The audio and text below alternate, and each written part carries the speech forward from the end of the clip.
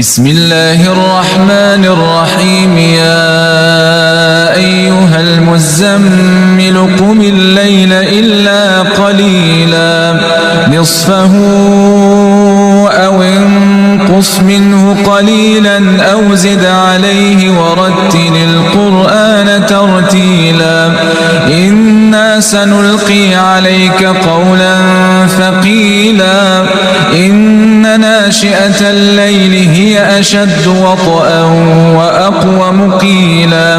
إن لك في النهار سبحا طويلا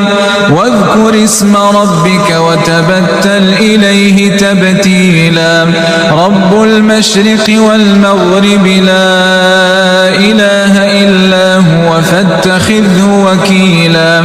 واصبر على ما يقولون واهجرهم هجرا